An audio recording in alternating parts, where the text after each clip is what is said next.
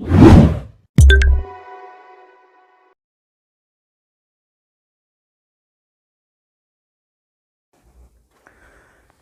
बच्चों नमस्कार, स्वागत है आपका हमारे YouTube चैनल पे। बच्चों जो आज की क्लास है वो भी इंटीजर के ऊपर होने वाली है। बच्चों इससे पहले वाले पार्ट में हमने इंटीजर की स्टडी करी थी कि इंटीजर होते क्या हैं, फिर इंटीजर पे basic operation such as addition और सब्ट्रैक्शन हमने करा था, ठीक है। और उसके रूल्स वगैरह भी हमने सीखे थे कि किस तरीके से इंटीजर्स को ऐड करा जाता है, सब्ट्रैक्ट करा जाता है, ठीक है। तो इससे पहले वाले पार्ट में हमने वो स्टडी करा था। अगर बच्चों आपने वो वीडियो नहीं देखी है तो बहुत ज़्यादा बेसिक्स है, वो मैंने डिस्क्रिप्शन में लिंक दे रखा है, आप उस वीडियो को पहले देख लो।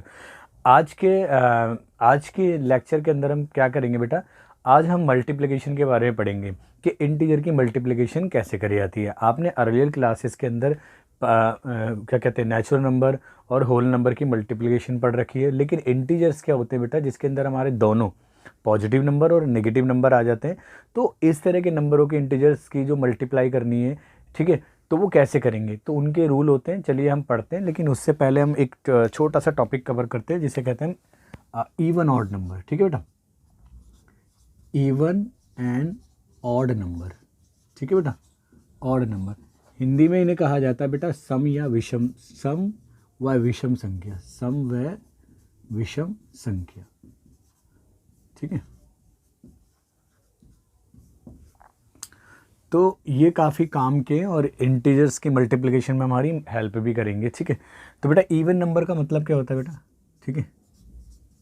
इवन नंबर, इवन नंबर्स, ठीक है।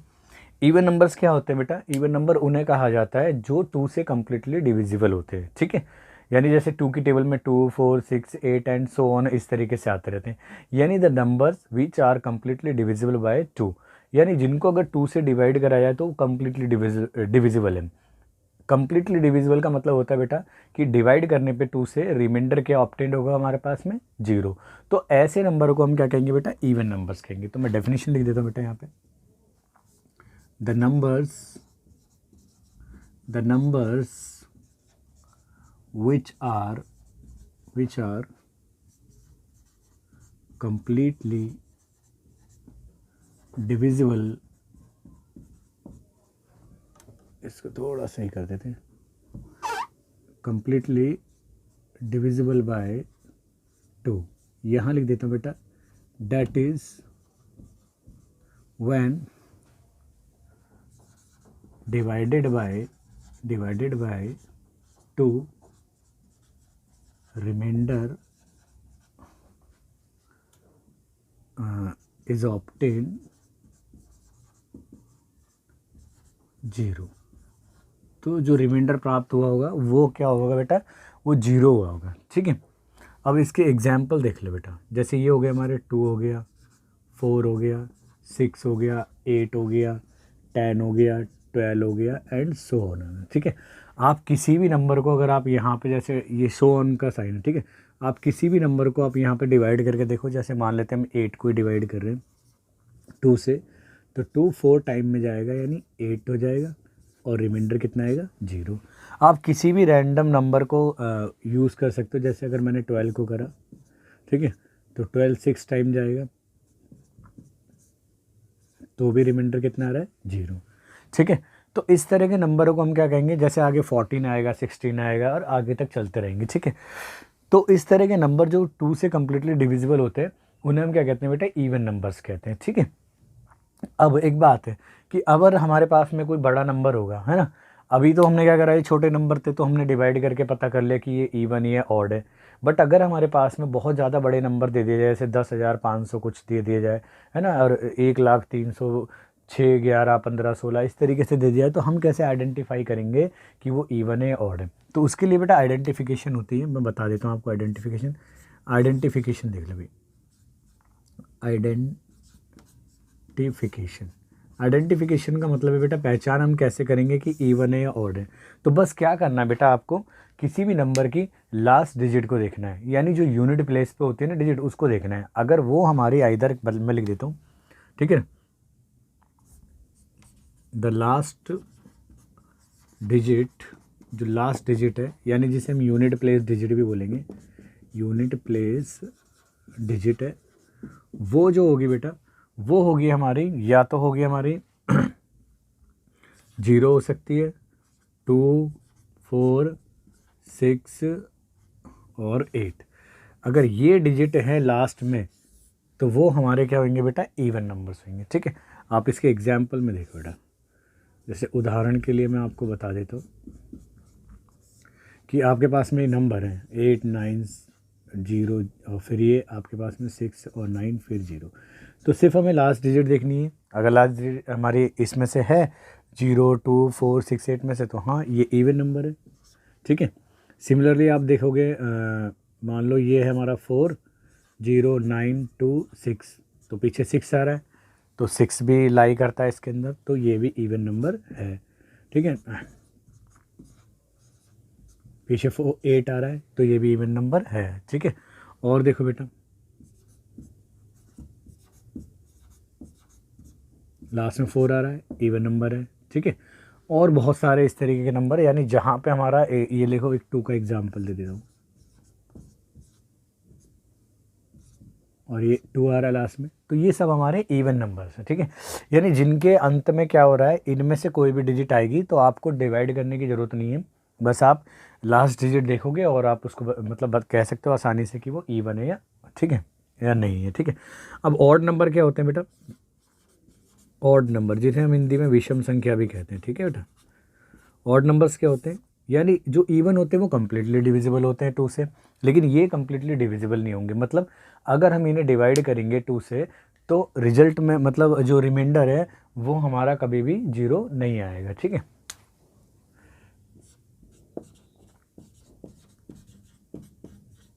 The numbers which are not completely divisible by 2, यानी दैट इज का मतलब बेटा, मतलब इसका दूसरा अर्थ है कि when divided by 2 remainder is obtained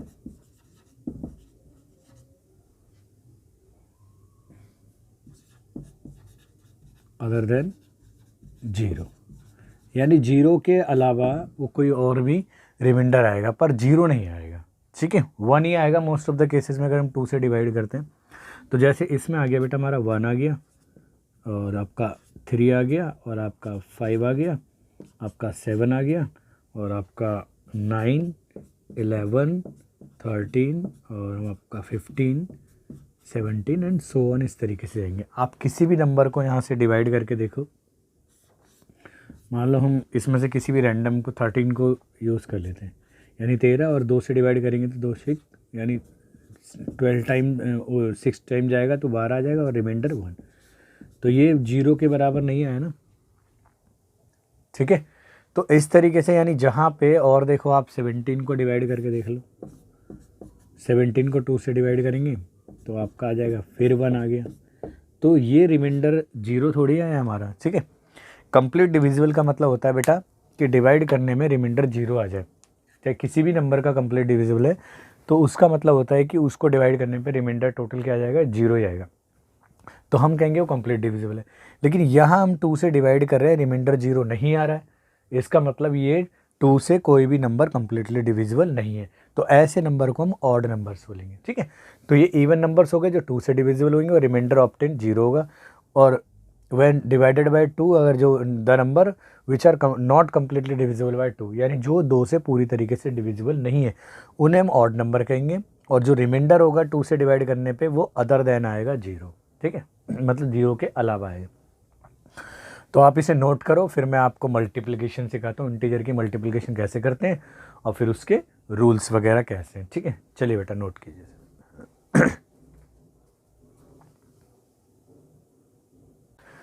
अच्छा बेटा, आपको अगर आइडेंटिफिकेशन करनी हो, ठीक है, आप नोट तो कर लिया होगा आपने, अगर आपको आइडेंटिफाई करना होगा, आइडेंटिफिकेशन कैसे करेंगे इसकी, आइडेंटिफिकेशन, यानी अगर ज़्यादा नंबर होगा तो हम हर किसी को डिवाइड करके थोड़ी देखेंगे।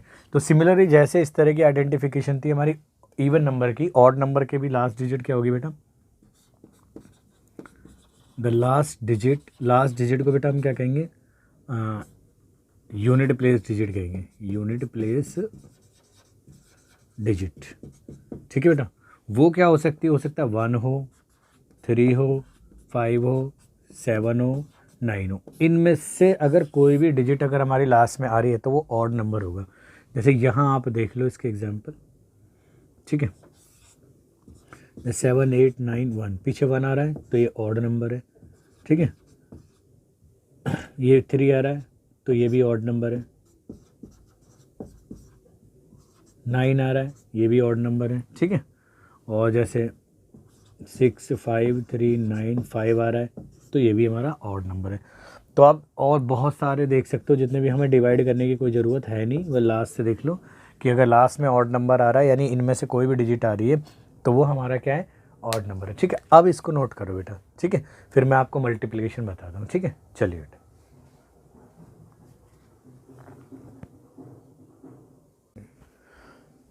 बेटा अगला टॉपिक है बेटा हमारा मल्टीप्लिकेशन ऑफ इंटीजर्स। ठीक है, यानी हमें इंटीजर्स यानी पूर्णांकों की हम गुणा कैसे करेंगे। ठीक है, तो मैंने आपको पहले बताया था कि हम छोटी क्लास में यानी अर्लियर क्लासेस में हमने क्या पढ़ा था बेटा, नेचुरल नंबर्स की मल्टीप्लिकेशन करना सीखा था, होल नंबर्स की करना सीखा था। बट यहाँ पे जो माइनस, आपको पता है इंटीजर दोनों कॉम्बिनेशन होता है, पॉजिटिव नंबर का भी और नेगेटिव नंबर का भी। तो हम उन नंबरों की मल्टीप्लाई कैसे करेंगे। ठीक है, तो सबसे पहले बेटा मल्टीप्लिकेशन का मीनिंग सीख। मल्टीप्लिकेशन का मीनिंग क्या होता है, मल्टीप्लिकेशन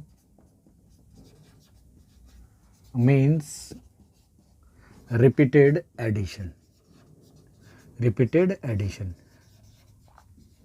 ठीक है बेटा, मल्टीप्लिकेशन का बेसिकली मीनिंग होता है बेटा रिपीटेड एडिशन। आप सोच रहे होगे फिर एडिशन ही कर दें इससे अच्छा तो, ठीक है, लेकिन हाँ, लेकिन ज़्यादा अगर ज़्यादा बहुत ज़्यादा नंबर होंगे हमारे को ऐड करने के लिए तो हम कैसे कर पाएंगे, तब इसके लिए मल्टीप्लिकेशन ही होता है। ठीक है, लेकिन बेसिकली क्या होता है हमारा मल्टीप्लिकेशन का मीनिंग ही बेटा रिपीटेड एडिशन है, यानी बार बार जोड़ना। जैसे आपको समझाता हूँ, आपने होल नंबर के बारे में पढ़ा है ना, होल नंबर्स का एग्जाम्पल लेते हैं। जैसे होल नंबर आपको पता है पॉजिटिव होते हैं। ठीक है, तो ये देखिए जैसे 5 + 5 + 5 + 5। ठीक है बेटा, अब यहाँ देखो 1 2 3 4, कितनी बार 5 आ रहा है बेटा, हमारा 4 बार 5 आ रहा है। ठीक है, तो क्या हम इसको लिख सकते हैं, 4 × 5 है हमारा। ठीक है, तो 20 है, ऐसे तो लिख सकते हैं। यही चीज़ क्या इंटीजर के लिए पॉसिबल है, इंटीजर नेगेटिव भी होते हैं पॉजिटिव भी होते हैं। तो चलो मैं कुछ नेगेटिव इंटीजर ले लेता हूँ, 5 भी ले लेता हूँ। -5 को ऐड करना है, -5 को +-5 और फिर अगेन -5। तो 1 2 3 4, यानी ये 4 टाइम्स कितना है हमारा, -5 है। तो इट मीन्स ये -20 आएगा। तो आप देखो, आप इसको वैसे भी ऐड करोगे 4 बार 5 को तब भी 20 आएगा, और लेकिन हम इसको 4 × -5 लिखें जितने टाइम्स आए तो भी 20 आएगा। तो ये समझ में आया कि जो मल्टीप्लिकेशन है वो रिपीटेड एडिशन है, यानी उसी नंबर को जितनी बार वो लिखा हुआ है उसको उतनी बार ऐड करना ही होता है। ठीक है, तो चलिए बेटा रूल ऑफ मल्टीप्लिकेशन पढ़ लेते हैं, रूल्स ऑफ मल्टीप्लिकेशन। ठीक है, तो मैं यहाँ से पहले आप इसको नोट कर लो, फिर मैं रूल से बता देता हूँ या यहाँ से लिखवा देता हूँ। ठीक है, रूल्स फॉर मल्टीप्लिकेशन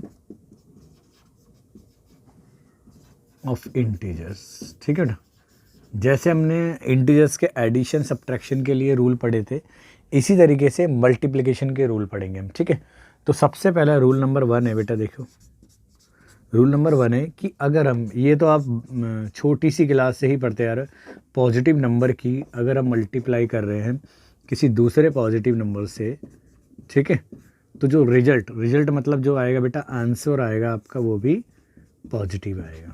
ठीक है, यानी जो ये रिजल्ट है ना, रिजल्ट मतलब बेटा यहाँ पे आंसर है, ठीक है, वो पॉजिटिव आएगा। या हम यूँ कहें कि अगर आप देखो बेटा एक क्वांटिटी आपकी पॉजिटिव है और आप दूसरी क्वांटिटी या नंबर पॉजिटिव से ही उसकी मल्टीप्लाई कर रहे हैं, तो जो रिजल्ट आएगा ना वो भी पॉजिटिव ही आएगा। ठीक है, यानी रिजल्ट में भी दोनों की मल्टीप्लाई हो जाएगी, लेकिन रिजल्ट क्या आ जाएगा बेटा हमारा, पॉजिटिव आएगा। या आप इसको सिंपल भाषा में ऐसे समझ सकते हैं, दैट इज़ अगर सिर्फ साइन की टर्म में प्लस वाले की मल्टीप्लाई अगर हम प्लस वाले से करेंगे तो रिजल्ट भी प्लस का आएगा। अब देखिए इसका एग्जाम्पल देखते हैं बेटा, आप एग्जाम्पल देखो यहाँ पे,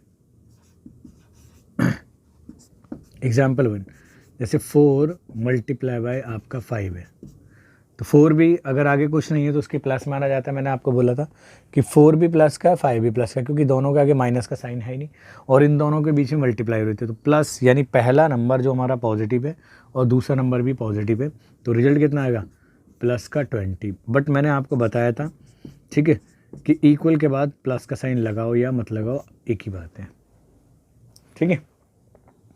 इसके बाद आप दूसरा एग्जाम्पल देख सकते हो, जैसे 9 मल्टीप्लाई बाय 3, तो ये भी प्लस का ये भी प्लस का, तो 9 3 जा 27 हो जाएगा आपका, वो भी प्लस का, ठीक है। तो ये तो जो ये रूल है ये आप छोटी क्लास से पढ़ते आ रहे हो, लेकिन फिर भी एक रिकैप हो गया आपका, ठीक है। तो आप इसको नोट कीजिए, फिर मैं आपको नेक्स्ट रूल पढ़ाता हूँ, ठीक है। चलिए बेटा नोट कीजिए।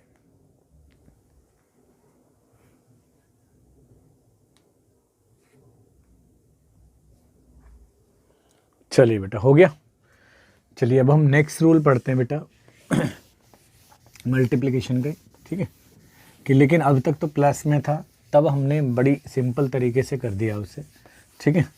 लेकिन अगर माइनस में होगा नंबर, या दोनों माइनस में हो या दोनों प्लस में हो, तब हम क्या करेंगे, ठीक है। तो चलिए बेटा उसके लिए भी मैं आपको पढ़ा देता हूँ।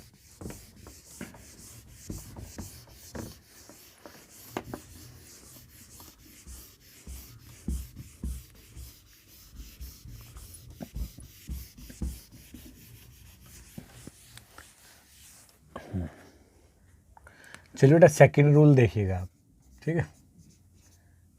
सेकंड रूल है कि अगर आप किसी नेगेटिव नंबर की, नेगेटिव एक नंबर है उसकी मल्टीप्लाई दूसरे नेगेटिव नंबर से कर रहे हैं, तो जो रिजल्ट आएगा बेटा वो हमारा पॉजिटिव में आएगा, ठीक है। जो रिजल्ट आएगा वो पॉजिटिव में आएगा, या आप यूं कहो कि एक क्वांटिटी या नंबर हमारा, क्यू का मतलब बेटा कोई नंबर या क्वांटिटी, अगर पहला नंबर हमारा नेगेटिव है और उसकी मल्टीप्लाई कर रहे हैं दूसरे नंबर या क्वांटिटी से, वो भी हमारी क्या है, ठीक है, नेगेटिव है, तो जो रिजल्ट आएगा वो आएगा आपका पॉजिटिव ही आएगा और आपस में इनकी मल्टीप्लाई हो जाएगी, ठीक है, क्वांटिटी 1 और क्वांटिटी 2 की। या आप इसको सिंपल लैंग्वेज में कहें कि माइनस वाले की मल्टीप्लाई कर रहे हो आप माइनस वाले साइन से, तो आपका रिजल्ट ऑलवेज क्या आएगा, पॉजिटिव आएगा। चलो इसके एग्जाम्पल देख लेते हैं। चलो यहाँ पे स्पेस है, इसका यूटिलाइज कर लेते हैं। अब इसके एग्जाम्पल इसके सामने देखो बेटा, -3 की मल्टीप्लाई कर रहे हैं आप 5 से, तो माइनस माइनस मल्टीप्लाई में क्या होगा, प्लस हो जाएगा, और यहाँ जाएगा आपका 15 और ये आपका 15 आ जाएगा, वो भी प्लस का, ठीक है। एक और एग्जाम्पल देख लीजिए बेटा, आपका जैसे माइनस का 5 है और उसकी मल्टीप्लाई करें माइनस के 4 से, तो डायरेक्ट आएगा माइनस माइनस मल्टीप्लाई में क्या हो जाएंगे, प्लस हो जाएंगे, और 4 पंजे 20 यानी 4 5 जा 20, ठीक है। तो ये रूल था बेटा हमारा सेकंड। अब थर्ड रूल है बेटा, बच्चे सोच रहे होंगे कि भाई दोनों माइनस के हों तो भी प्लस आना है और दोनों प्लस के हो तो भी प्लस आना है, बट क्या होगा कि अगर दोनों अलग अलग हो, यानी कुछ माइनस हो और यानी एक प्लस हो और एक माइनस हो, तो यानी अब देखो बेटा, अगर हम एक पॉजिटिव नंबर की मल्टीप्लाई कर रहे हैं एक नेगेटिव नंबर से, ठीक है, तो रिजल्ट ऑलवेज क्या आता है बेटा, नेगेटिव आता है। नेगेटिव मतलब माइनस साइन वाला आता है, ठीक है। ये आप इसको इससे आगे पीछे से फ़र्क नहीं पड़ता कि पहला पॉजिटिव है या दूसरा, आप यूँ भी लिख सकते हो उसे, यानी नेगेटिव अगर पहले नेगेटिव है और उसकी मल्टीप्लाई करें किसी पॉजिटिव से, तो भी रिजल्ट क्या आना है हमारा बेटा, नेगेटिव ही आना है, ठीक है बेटा। या यूँ कहो जैसे बेटा, अगर मान लो फर्स्ट क्वांटिटी पॉजिटिव है या सेकंड क्वांटिटी पॉजिटिव है, ठीक है, यानी एक उनमें से नेगेटिव है, तो रिजल्ट ऑलवेज नेगेटिव आएगा और उनकी आपस में मल्टीप्लाई हो जाएगी, ठीक है। या इस तरीके से पहली क्वांटिटी अगर आपकी नेगेटिव है, और भी लिख सकते हैं इसे, ठीक है, और मल्टीप्लाई करें दूसरी पॉजिटिव क्वांटिटी से, तो रिजल्ट ऑलवेज क्या आएगा हमारा, नेगेटिव आएगा और इनकी आपस में मल्टीप्लाई हो जाएगी, ठीक है। और अगर साइन के टर्म में समझना है आपको बेटा, तो positive multiply by negative always negative, या negative multiply by positive always negative. ठीक है, दैट इज ये हो गया। अब इसके ऊपर एग्जाम्पल देख लो बेटा।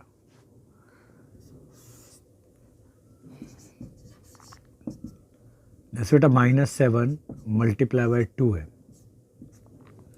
तो यहाँ पे पहला नंबर नेगेटिव है, जैसे मैंने इस केस में कहा। ठीक है, मतलब ज़रूरी नहीं है पहला नेगेटिव हो या दूसरा नेगेटिव, नहीं, एक नेगेटिव और एक पॉजिटिव के लिए है। ऑर्डर से हमें मतलब नहीं है कि पहले नेगेटिव आ रहा है या पहले पॉजिटिव आ रहा है। ठीक है, तो 7 2 सा बेटा 14 होगा, और लेकिन साइन माइनस का। और देखिए बेटा, अगर ऐसे 5 इंटू माइनस का 4 है तो भी रिजल्ट नेगेटिव होगा। ठीक है, तो आप इसे नोट कीजिए बेटा।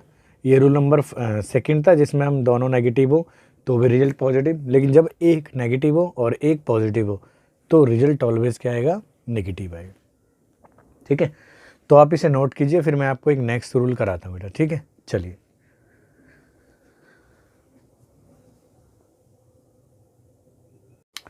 चलिए बेटा, आपका 4th रूल पढ़ा देता हूँ मैं आपको, लेकिन पहले जो भी हमने 3 रूल पढ़े उनकी समरी बता देता हूँ आपको। ठीक है, कि अभी तक हमने पढ़ा था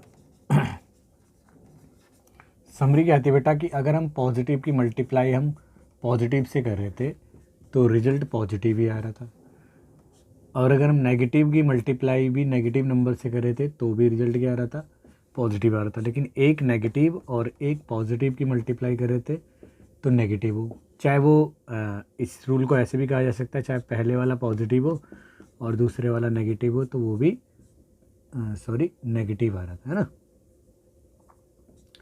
तो ये हमने अब तक पढ़ा। ठीक है ना, लेकिन अब क्या है बेटा, जो रूल नंबर 4 है, ठीक है, रूल नंबर 4 बेटा बड़ा इंपॉर्टेंट है। ठीक है, कि अब तक तो हम ये सिंपल तरीके से करते आ रहे थे। ठीक है, कि दोनों अगर सेम साइन हो मल्टीप्लिकेशन में तो पॉजिटिव हो जाएगा। ठीक है, चाहे वो दोनों पॉजिटिव साइन हो तो पॉजिटिव, दोनों नेगेटिव हो तो पॉजिटिव, लेकिन अपोजिट साइन हो तो वो नेगेटिव रिजल्ट आएगा। लेकिन क्या होगा जब बहुत सारे आपको पॉजिटिव नंबर दे रखे होंगे इंटीजर्स और बहुत सारे नेगेटिव दे रखे होंगे, तो इस केस में क्या होगा बेटा, मान लेते हैं हमारे पास में बहुत सारे पॉजिटिव नंबर मल्टीप्लाई होंगे और बीच बीच में बहुत सारे नेगेटिव होंगे, हो सकता है पॉजिटिव और फिर नेगेटिव एंड सो ऑन, इस तरीके से होंगे। तो इस केस में क्या करना है बेटा आपको, इस केस में क्या करोगे बेटा, आप सिर्फ आप नेगेटिव इंटीजर काउंट करो। क्या करना है आपको, नेगेटिव इंटीजर्स काउंट करना। नेगेटिव इंटीजर्स का मीनिंग बेटा, आप चाहे नेगेटिव साइन को काउंट कर लो। ठीक है, और उसको देखना है कि अगर वो इवन टाइम है या ऑड टाइम से। ठीक है, अगर वो नेगेटिव इंटीजर या नेगेटिव साइन जो है वो इवन टाइम है तो रिजल्ट ऑलवेज क्या आएगा, पॉजिटिव आएगा, और अगर ऑड टाइम है तो रिजल्ट ऑलवेज आएगा नेगेटिव आएगा। तो मैं इस बात को लिख देता हूँ बेटा। ठीक है, क्या करना है बेटा, काउंट मतलब गिनना, count the number of negative integers। ठीक है बेटा, that is number of negative sign या माइनस साइन को। ठीक है, नेगेटिव साइन तो लिखना ठीक नहीं, माइनस साइन काउंट करना है। सिर्फ हमें क्या करेंगे बेटा, माइनस साइन काउंट करना है, माइनस साइन काउंट करना है। ठीक है, माइनस साइन काउंट कर लोगे इफ अगर ऐसा होता है नेगेटिव इंटीजर्स, या आप उसे कहो माइनस साइन जो है, यानी माइनस साइन जो है वो हमारा इवन टाइम है। इवन टाइम मतलब बेटा मैंने आपको बताया था 2 बार है, 4 बार है, 6 बार है एंड सो ऑन है। ठीक है, तो क्या करेंगे, यहाँ थोड़ा सा सही से लिख देते हैं इसे, वहाँ उसकी वजह से दिक्कत हो रही है।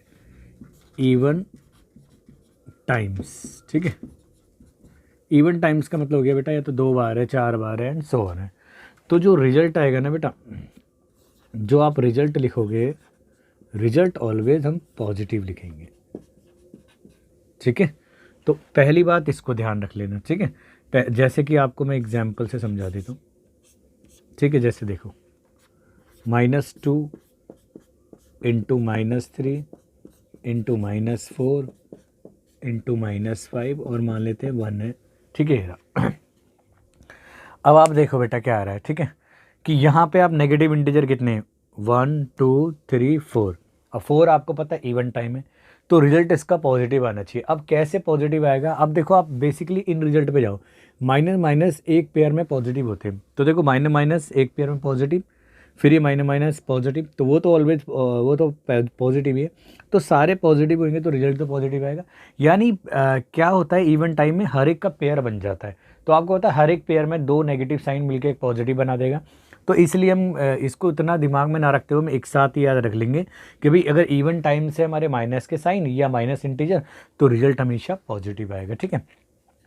तो इसकी वैल्यू कितनी आएगी बेटा, इसकी वैल्यू आएगी 2 3 ज़ा 6 यानी 2 3 6 6 चौक 24 और 24 पंजे आपका हो गया 120, यानी आपका आ जाएगा पॉजिटिव में 120, और या आप इसे सिर्फ 120 लिखो, ठीक है। लेकिन अगर कि ये क्या होगा बेटा, अगर इफ़ नेगेटिव जो है यानी नेगेटिव इंटीजर्स काउंट करे आपने या माइनस साइन काउंट करे आपने, ठीक है, माइनस साइन काउंट करे, तो अगर वो ऑड टाइम आ जाते हैं, ऑड टाइम्स मतलब बेटा जैसे कि वो 1 टाइम है ना, 3 टाइम आ रहा है, 5 टाइम्स आ रहे हैं, ठीक है, और 7 टाइम एंड सो ऑन है, ठीक है, इस तरीके से आ रहे हैं, तो रिजल्ट क्या आएगा, रिजल्ट मतलब बेटा आंसर जो होगा आपका वो नेगेटिव ही होगा, ठीक है। जैसे आप इसको एग्जाम्पल से समझ सकते हो बेटा, जैसे -2 इंटू -3 -5 -4, ठीक है, और कर लेते हैं माइनस, चलो इसको प्लस बना देते हैं, ठीक है। तो इसकी वैल्यू कितनी आएगी, देखो बेटा माइनस साइन कितनी बार है 1 2 और ये 3, ये तो पॉजिटिव है हमारा, ठीक है। तो देखो 2 3 6 6 5 30 और 30 की मल्टीप्लाई करेंगे 4 से, तो 3 चौक 12 120, 120 दूनी कितना हो गया बेटा आपका 240, लेकिन माइनस साइन कितनी बार है 1 2 3, तो 3 टाइम ऑड टाइम है, तो इसलिए क्या होगा वो नेगेटिव में आएगा, ठीक है। यानी अगर आपका नेगेटिव इंटीजर या नेगेटिव साइन करो वो इवन टाइम है, तो जो आंसर आएगा रिजल्ट आएगा वो पॉजिटिव आएगा। जबकि अगर नेगेटिव इंटीजर या माइनस साइन आपके ऑड टाइम है, जैसे वो 1 बार है 3 बार है 5 बार है 7 बार है, तो रिजल्ट हमेशा नेगेटिव आएगा। तो आपको क्या करना है बेसिकली, जब आपको इतनी सारी मल्टीप्लिकेशन नेगेटिव और पॉजिटिव बहुत सारे साइन दे रहे हो, सिर्फ आप नेगेटिव इंटीजर्स या माइनस साइन को काउंट करो, ठीक है, और नॉर्मल तरीके से मल्टीप्लाई करते जाओ सीक्वेंस में, कि पहले जो आया उसकी अगले से, अगला जो आया उसके नेक्स्ट से मल्टीप्लाई करते चले जाओ, ठीक है। तो बेटा आई होप आपको ये रूल समझ में आ गए होंगे। मैं आपको इसके ऊपर बेस्ड एक एक्सरसाइज दे रहा हूँ, आप उसको घर पे कर सकते हो, और डिस्क्रिप्शन में मैंने लिंक भी दिया है पिछली वीडियो का, आप उसमें मेरे को अगर बेसिक्स आपके नहीं है इससे पहले वाली क्लास आप देख सकते हो, ठीक है। और जो मैं क्वेश्चन दूंगा आप उसको मेरे को कमेंट्स में बता सकते हो करके, ठीक है। तो एक्सरसाइज दे रहा हूँ बेटा, इसको करना प्रैक्टिस में बहुत इंपॉर्टेंट है आपके लिए। -3 इंटू 7 की मल्टीप्लाई करनी है आपको, अगर छोटे छोटे नहीं, आप थोड़ा बड़ा मल्टीप्लिकेशन दे देते, -19 -17 इसकी वैल्यू लिखनी है आपको, ठीक है। 16 मल्टीप्लाई बाय 18 कितना आएगा, ठीक है। और ये 4th क्वेश्चन है आपका -13 मल्टीप्लाई बाय -199, ठीक है, इसकी वैल्यू को लिखोगे आप, ठीक है।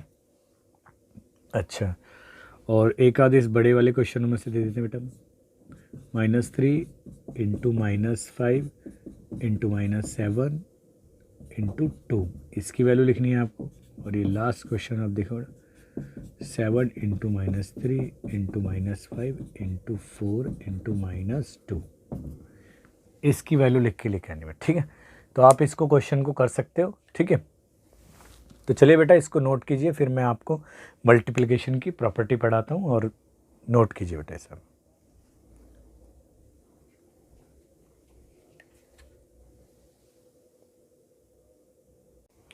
चलिए बेटा आपका नेक्स्ट टॉपिक है बेटा properties of multiplication of integer, यानी जो हमने मल्टीप्लाई करना सीखा इंटीजर्स का, उसके रूल पढ़े, तो उनकी कुछ खास प्रॉपर्टीज़ होती है, ठीक है। लेकिन इससे पहले तुम बेटा 2 नोट को ध्यान रखना, ये मैं आपको प्रॉपर्टीज़ में भी बताऊंगा कि अगर हम किसी भी इंटीजर्स ए की मल्टीप्लाई 0 से करते हैं तो रिजल्ट ऑलवेज 0 आता है। यानी जैसे 7 मल्टीप्लाई बाय 0 करेंगे तो 0, 3 मल्टीप्लाई 0 करेंगे तो 0। लेकिन अगर हम उसी इंटीजर की अगर हम 1 से मल्टीप्लाई करेंगे तो एज इट इज़ आ जाता है। यानी जैसे देखो आप 3 मल्टीप्लाई 1 3 आ जाएगा, 4 मल्टीप्लाई बाय 1 4 ही आ जाएगा, है ना। लेकिन अगर हम उसी इंटीजर की मल्टीप्लाई -1 से करेंगे तो माइनस आ जाता है। जैसे 4 इंटू -1 यानी माइनस का 4 और 3 इंटू -1 यानी माइनस का 3। ठीक है, तो आप इनको ध्यान में रखना, ये दो रिजल्ट हैं 3। ठीक है, यानी कि अगर हम किसी भी इंटीजर की ए हमारा यहाँ कोई इंटीजर है, ठीक है, कि ए हमारा कोई इंटीजर है, कि अगर हम किसी ए नंबर की, ए कोई भी नंबर हो सकता है, कि अगर हम उसकी मल्टीप्लाई कर रहे हैं किससे 0 से तो 0 रिजल्ट आएगा, और अगर 1 से मल्टीप्लाई कर रहे हैं तो वो नंबर एज इट इज़ आ जाएगा, और अगर -1 से कर रहे हैं तो माइनस में आ जाएगा वो नंबर। ठीक है, हालांकि मैं इसको प्रॉपर्टी में भी बताऊंगा, एग्जिस्टेंस ऑफ आइडेंटिटी एलिमेंट के लिए भी बताऊंगा आपको। ठीक है, 1 के बारे में। ठीक है, तो चलिए पहले हम प्रॉपर्टीज़ पढ़ लेते हैं। तो हेडिंग लगाते हैं बेटा हम, properties of multiplication of integers.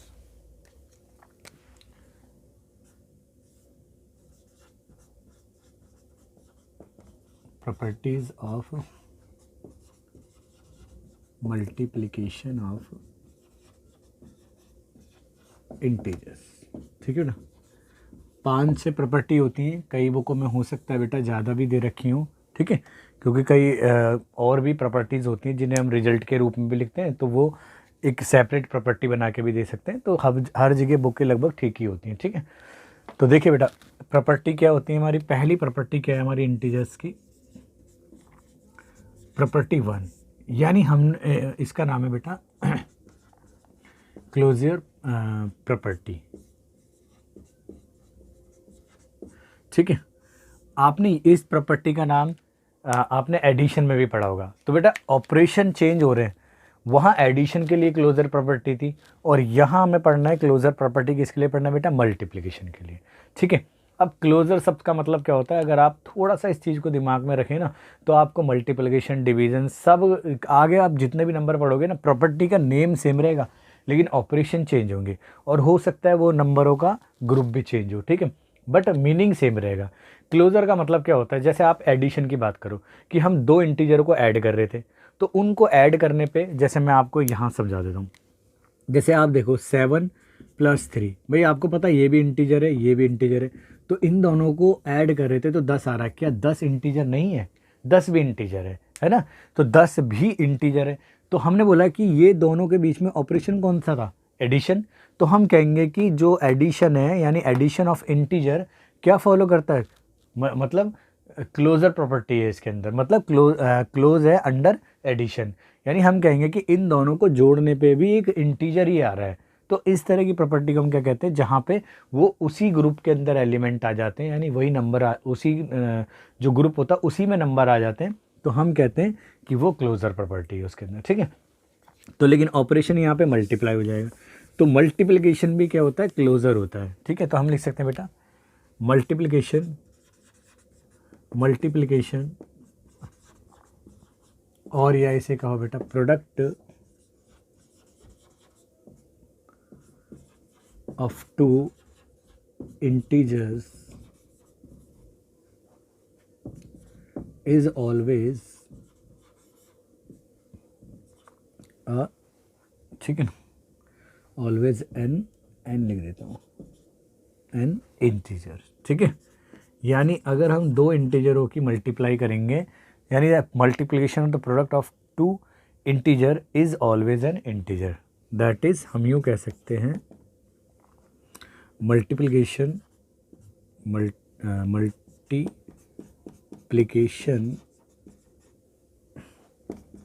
Is closed under sorry close under नहीं, मतलब इंटीजर्स लिख सकते हैं बेटा हम यहाँ पे, integers are closed under multiplication.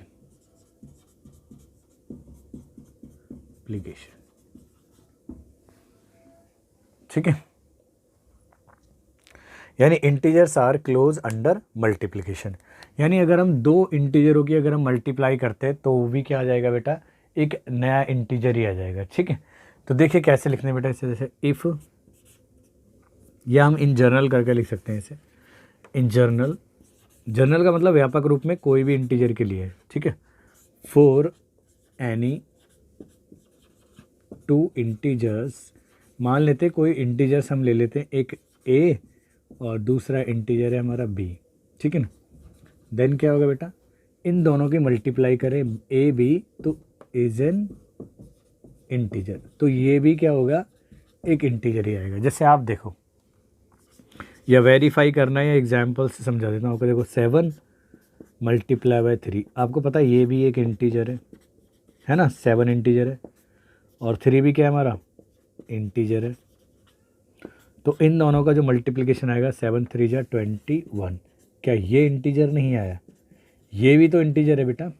ठीक है, आप चाहे नेगेटिव साइन के भी लेके कर लो। जैसे एग्जाम्पल मैं आपको सेकंड समझाता हूँ, जैसे माइनस का 3 है, मल्टीप्लाई कर रहे हैं आप माइनस के 5 से, तो रिजल्ट आ गया आपका 15 प्लस का।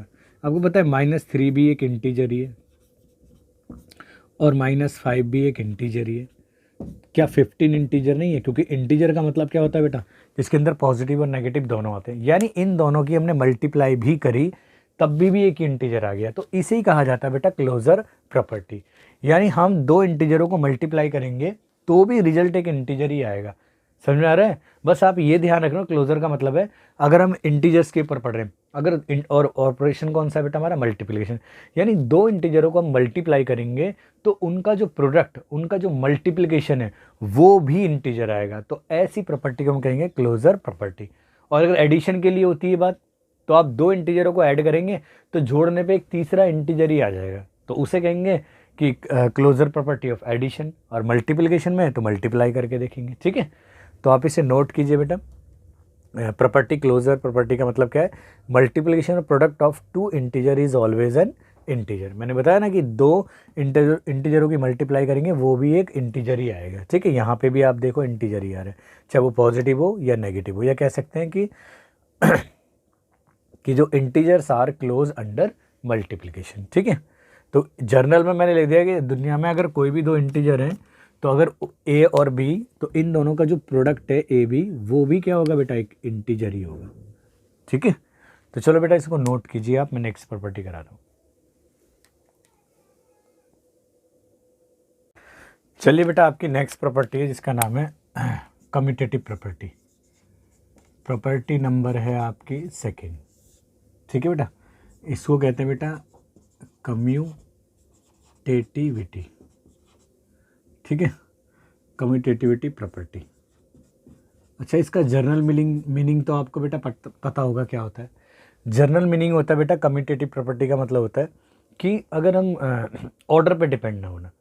यानी हमने आपको इंटीजर करके दिखाया था कि इंटीजर को ऐड करो। जैसे आपको इंटीजर का याद है कि 4 + 5 करो तो भी कितना आएगा, 9 आएगा, या 5 + 4 करो तब भी 9 आएगा। तो ये ऑर्डर पे डिपेंड नहीं करता, यानी पहले 5 लिखो या पहले 4 लिखो, रिजल्ट आना 9 ही है। तो ये थी हमारी कम्यूटेटिविटी प्रॉपर्टी एडिशन के लिए। और अगर यहाँ पे हम कम्यूटेटिविटी प्रॉपर्टी हम मल्टीप्लिकेशन की पढ़ रहे हैं तो सेम है। यानी अगर हम दो इंटीजर को मल्टीप्लाई कर रहे हैं तो उनके ऑर्डर पे कोई भी इम्पैक्ट नहीं पड़ता। आप पहले वाले इंटीजर को बाद में लिखो या बाद वाले को पहले लिखो, तो जो प्रोडक्ट आएगा वो सेम ही आएगा। ठीक है, तो हम क्या लिख सकते हैं बेटा, multiplication of integer, multiplication of two integer is commutative. ठीक है, कम्यूटेटिव। अगर हम जर्नल बात करें बेटा, इन जर्नल हम लें, किसी भी दो इंटीजर को लें इन जर्नल, ठीक है ना, फॉर एनी टू इंटीजर्स, मान लेते हैं दो इंटीजर हैं ए एंड दूसरा है आपका बेटा बी ले लेते हैं। तो अगर हम इन दोनों के बीच में मल्टीप्लाई करें, ए मल्टीप्लाई बी करें या बी मल्टीप्लाई आप ए करो, रिजल्ट ऑलवेज सेम ही आएगा। ठीक है, देख लो, इसको वेरीफाई कर देते हैं एग्जाम्पल से। देखो बेटा, 7 × 3 करो आप, 21 आ रहा है आपका। ठीक है, या आप 3 मल्टीप्लाई बाय 7 करो तो 3 7 सा तो भी 21 आ रहा है। ठीक है, यानी हम कह सकते हैं 7 मल्टीप्लाई 3 करो या 3 मल्टीप्लाई 7 करो तो रिजल्ट तो 27 ही आ रहा है। ठीक है, आप यही चीज़ आप माइनस वालों के लिए भी कर सकते हो। जैसे क्योंकि भाई इंटीजर का मीनिंग होता है पॉजिटिव और नेगेटिव होता है। तो देखो भाई 9 4 जा 36 आएगा, माइनस का कोई प्लस माइनस माइनस, या आप इसका ऑर्डर चेंज करके लिखो, यहाँ एग्जाम्पल दूसरा लिख दो, या आप इसका ऑर्डर चेंज करके लिखो तो 4 9 36 ही होता है, तब भी वही आएगा।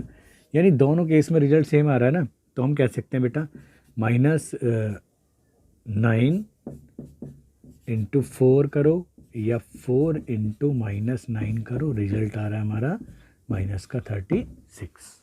ठीक है, तो इसे कहा जाता है बेटा कम्यूटेटिविटी प्रॉपर्टी। ठीक है, तो ये 2 इंटीजर के लिए हमेशा अप्लीकेबल है। कम्यूटेटिव का मतलब बेसिकली याद रखना कि ऑर्डर चेंज करने पे कोई भी इम्पैक्ट नहीं पड़ता।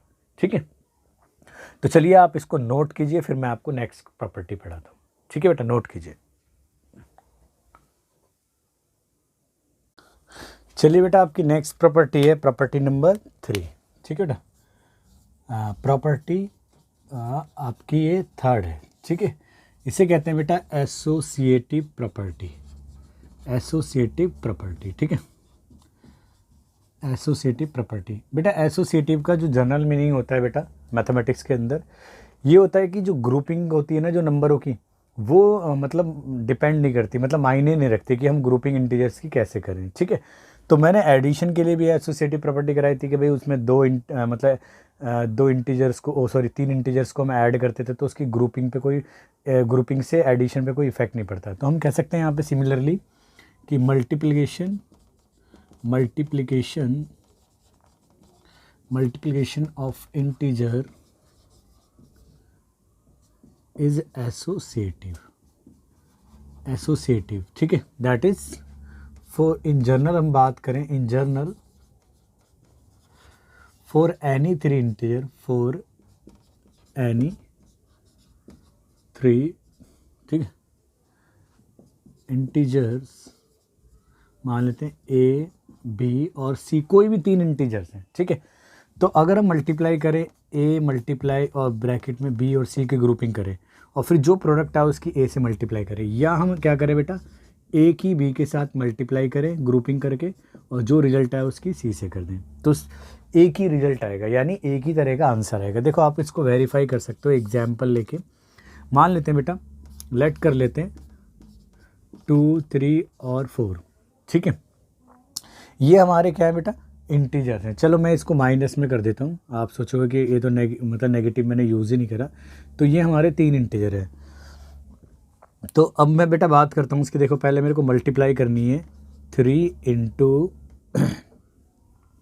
ये मान लेते 3 की मल्टीप्लाई कर रहे हैं -4 से, इनको मैंने एक ही ब्रैकेट में ग्रुपिंग करी, तो इनका रिजल्ट कितना आ रहा है बेटा आप देखो। 2 को तो एज इट इज रखा तो 3 4 जा हो गया आपका माइनस का 12 हो गया, और माइनस के 12 के हम करेंगे 2 से तो माइनस का 24 आ जाएगा।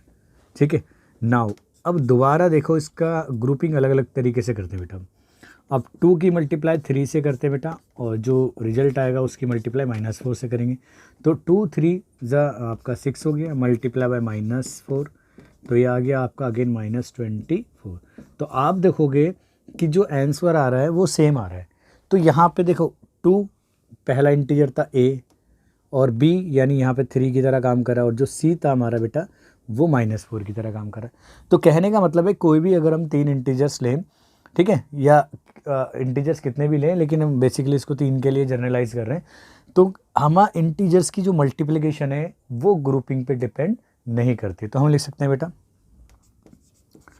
मल्टीप्लिकेशन, ठीक है, मल्टीप्लिकेशन, ठीक है, of 3 integers does not depend upon the grouping, यानी जो ग्रुपिंग करें ग्रुपिंग ऑफ इंटीजर्स। ठीक है बेटा, तो जो ग्रुपिंग करी जा रही है, ये एस को सही बना लेते बेटा, जो ग्रुपिंग करी जा रही है इंटीजर्स की उस पर डिपेंड नहीं करता, सेम वैल्यू आएगी। तो मैंने इसको ए बी सी की टर्म में जनरलाइज कर दिया है कि ए की मल्टीप्लाई करो, यानी पहले बी और सी की मल्टीप्लाई करके उसकी ए से मल्टीप्लाई कर दो, या आप ए और बी की मल्टीप्लाई करो दो इंटीजरों की और उसकी मल्टीप्लाई सी से कर दो, तो रिजल्ट दोनों का सेम ही आएगा दोनों केसेस के अंदर। ठीक है बेटा, तो आप इसको नोट कीजिए बेटा, जो थर्ड प्रॉपर्टी है, फिर मैं आपको इसकी अगली प्रॉपर्टी करा दूँ। ठीक है, नोट कीजिए बेटा। चलिए बेटा, आपकी फोर्थ प्रॉपर्टी है और प्रॉपर्टी का नाम है, यानी प्रॉपर्टी ये हो गया आपकी फोर्थ, यानी इसको कहा जाता है बेटा एग्जिस्टेंस ऑफ मल्टीप्लिकेटिव आइडेंटिटी। ठीक है बेटा, मल्टीप्लिकेटिव आइडेंटिटी का मतलब हो गया बेटा कि अगर कोई भी इंटीजर है हमारा, ठीक है, तो उस इंटीजर के लिए एक ऐसा इंटीजर जरूर अवेलेबल होता है कि अगर उन दोनों की आपस में मल्टीप्लाई करें तो रिजल्ट क्या आ जाएगा, ऑलवेज एक इंटीजर ही आएगा। यानी जैसे वन क्या करता है, वन एक ऐसा आइडेंटिटी एलिमेंट एक्ट करता है, या वन इंटीजर ऐसा है कि वन की मल्टीप्लाई हम किसी भी इंटीजर से करें तो रिजल्ट वही आएगा, यानी वन से मल्टीप्लाई करने से कोई भी इफेक्ट नहीं पड़ता। तो हम कह सकते हैं बेटा द इंटीजर वन भी एक इंटीजर है, ठीक है ना, इज द मल्टीप्लिकेटिव, ठीक है ना,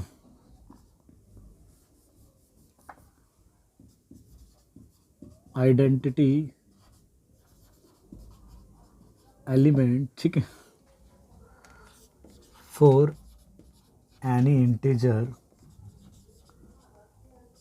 ए। मानो ए के लिए आइडेंटिटी एलिमेंट एक्ट करता है, ए कोई भी इंटीजर होता है, यानी इसका मीनिंग है बेटा हम ए की मल्टीप्लाई वन से करें, या आप यूं कहो कि वन की मल्टीप्लाई आप ए से करें, तो रिजल्ट आपका ऑलवेज वो ही इंटीजर आएगा जिसकी वन से मल्टीप्लाई करें। जैसे आप देखो बेटा, इसको नोट करना बेटा ध्यान से कि 3 मल्टीप्लाई बाय 1, तो रिजल्ट कितना आ रहा है बेटा 3 आएगा। या आप यूँ कहो कि 13 मल्टीप्लाई बाय 1 तो भी 3 आएगा। या आपको जैसे 4 मल्टीप्लाई बाय 1 तो भी आपका 4 ही आएगा। 5 मल्टीप्लाई बाय 1 तो भी आपका 5 ही आएगा, है ना। तो किसी भी आप देखोगे, किसी भी एग्जाम्पल के अंदर आप देखो, सबके अंदर एक ही जैसे वही एलिमेंट आ रहा है, यानी 1 से मल्टीप्लाई करने में कोई भी इफेक्ट नहीं पड़ रहा। ठीक है, इसको थोड़ा सा ऐसे करें, ठीक है, तो ये आपका वेरीफाई हो गया। ठीक है, इवन। लेकिन बेटा ध्यान रखना कि -1 से अगर हमने मल्टीप्लाई करी, ठीक है, अगर हम ए की मल्टीप्लाई अगर -1 से करते हैं तो बेटा साइन नेगेटिव हो जाएगा। ठीक है, या आप यूँ कहो कि ए की मल्टीप्लाई बाय -1 से करो और या -1 की मल्टीप्लाई ए से करो तो ऑलवेज रिजल्ट -1 आएगा। ठीक है, तो आप इस तरीके से देख सकते हो, जैसे -1 मल्टीप्लाई बाय 3 तो -3 आएगा। ठीक है, एग्जाम्पल 2 देखिए बेटा आप, 7 मल्टीप्लाई बाय -1 तो माइनस आपका 7 ही आएगा। ठीक है, तो अगर आप +1 से मल्टीप्लाई करेंगे तो इंटीजर ए ही आ जाएगा, लेकिन -1 से मल्टीप्लाई, वो भी पॉजिटिव में आएगा उस केस में, लेकिन अगर -1 से मल्टीप्लाई करेंगे तो इंटीजर नेगेटिव हो जाएगा। वैल्यू तो वही रहेगी उसकी, लेकिन साइन चेंज हो जाएगा। ठीक है, तो आप बेटा इसे नोट कर सकते हो। मैं नेक्स्ट प्रॉपर्टी कराता हूँ आपको। ठीक है, चलिए बेटा, नेक्स्ट प्रॉपर्टी है प्रॉपर्टी नंबर 5 आपका। ठीक है, तो यहाँ क्या करेंगे बेटा, मल्टीप्लिकेशन हम 0 से करेंगे। ठीक है, मल्टीप्लिकेशन बाय इंटीजर 0। ठीक है, अगर कोई भी नंबर को, ठीक है, किसी भी नंबर को अगर हम 0 से मल्टीप्लाई करते हैं तो जो रिजल्ट होता है बेटा ऑलवेज क्या आता है, वो 0 ही आता है। तो हम इस बात को लिख सकते हैं, एनी नंबर, एनी इंटीजर लिख देते हैं बेटा नंबर के, any integer multiplied by integer 0। ठीक है बेटा, यानी 0। ठीक है, the result is always, result बेटा मतलब answer is always 0। In journal अगर हम कहें बेटा, इन जर्नल अगर हम इसी को जर्नल बात कहें, यानी कोई भी इंटीजर ले लेते हैं, फॉर एनी इंटीजर, मान लेते ए कोई भी इंटीजर है, ठीक है ना, तो ए की मल्टीप्लाई 0 से करो या 0 की मल्टीप्लाई ए से करो, तो रिजल्ट ऑलवेज क्या आएगा बेटा, 0 आएगा। आप इसको रिजल्ट को ध्यान से करना, ठीक है, नोट कर लेना बेटा इसे। इसको वेरीफाई कैसे करते हैं, जैसे बेटा देखो 7 मल्टीप्लाई 0 तो भी 0 आएगा, और 0 एग्जाम्पल देखो बेटा दूसरा ये 1, 0 मल्टीप्लाई बाय 3 तो भी 0, चाहे वैल्यू माइनस में हो, 0 मल्टीप्लाई बाय -5 तो रिजल्ट क्या आएगा बेटा, 0 आएगा। या एग्जाम्पल 4 में देखो आप कि 9 माइनस का 9 मल्टीप्लाई कर देते बेटा इसका हम 0 से, ठीक है, तो भी रिजल्ट क्या आएगा, 0 ही आएगा, ठीक है। तो इसे कहा जाता है मल्टीप्लिकेशन बाय इंटीजर 0, ठीक है ना, बाय मल्टीप्लिकेशन। यहाँ बेटा इसको थोड़ा सा मैं ऐसे इंटीजर लिख देता हूँ, 0 है, कहीं आप कंफ्यूज हो जाओ, ठीक है। तो अगर हम किसी भी नंबर की मल्टीप्लाई करते हैं बेटा 0 से, तो रिजल्ट ऑलवेज क्या आएगा, 0। तो आप इसे नोट करो बेटा, ध्यान रखना, ठीक है। चलिए बेटा,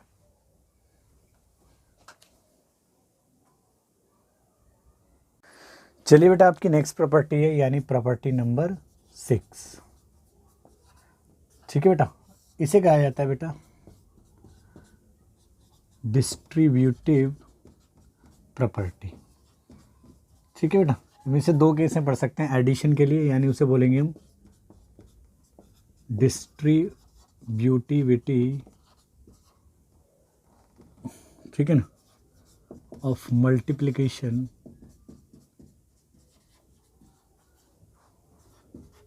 ओवर एडिशन, ठीक है। इस प्रॉपर्टी को बेटा आपको समझना ही पड़ेगा, वैसे मैं स्टेटमेंट लिख देता हूँ, द मल्टीप्लिकेशन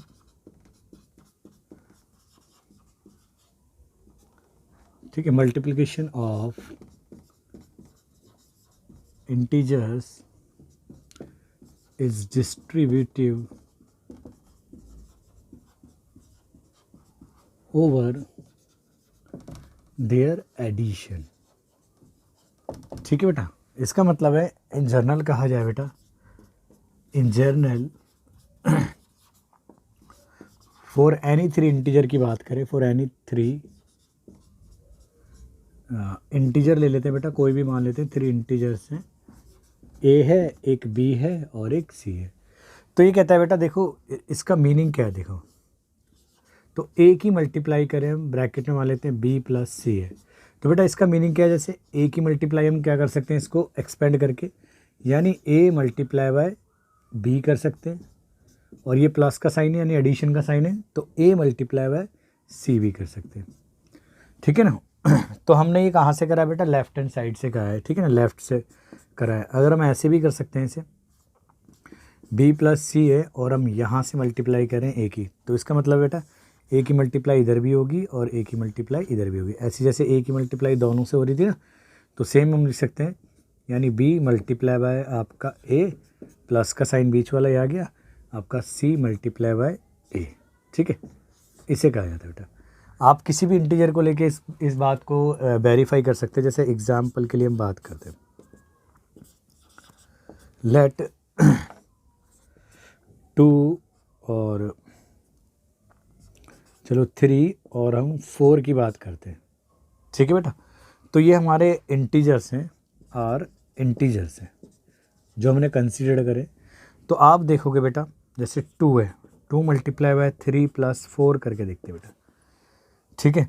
तो जनरली अगर हम मल्टीप्लाई करें तो इसका रिजल्ट क्या आएगा, आप ऐसे ऐड करोगे, पहले ब्रैकेट को सॉल्व करोगे, तो चलो मैं डिस्ट्रीब्यूटिव लॉ से कराता हूँ पहले इसको, ठीक है, यानी इसकी मल्टीप्लाई इधर से और इसकी इधर से, तो क्या होगा बेटा 2 मल्टीप्लाई बाय 3 प्लस, अब 2 की मल्टीप्लाई 4 से भी करेंगे तो 2 मल्टीप्लाई बाय 4, तो ये रिजल्ट आ जाएगा आपका 2 3 जा बेटा आपका 6 आ जाएगा, प्लस 2 4 जा आपका 8, ठीक है।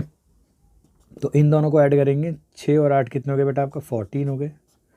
अब देखो नॉर्मली अगर हम मल्टीप्लाई करते, अब मैं नाउ करके लिख रहा हूँ बेटा, नाउ अगर हम ऐसी रूटीन में मल्टीप्लाई करते 3 + 4, तो आप क्या करते बेटा 2 as it is bracket solve करते, तो 3 + 4 हो गया आपका 7 और 2 × 7 आपका आ गया 14। ठीक है, तो यानी इसे कहा जाता है बेटा, हमने यहाँ पे डिस्ट्रीब्यूटिव लॉ का यूज़ करके करा है। यानी हम क्या करेंगे, जो बाहर वाले की मल्टीप्लाई है ईच ऑफ द एडिशन के जो अंदर इंटीजर है उनसे करेंगे, तो रिजल्ट आपका सेम आएगा। ठीक है, तो इस प्रॉपर्टी को क्या कहा जाता है बेटा, डिस्ट्रीब्यूटिव प्रॉपर्टी कहते हैं। अच्छा, इसी एडिशन का एक डायरेक्ट कॉन्सिक्वेंसेज है, यानी एक डायरेक्ट रिजल्ट है।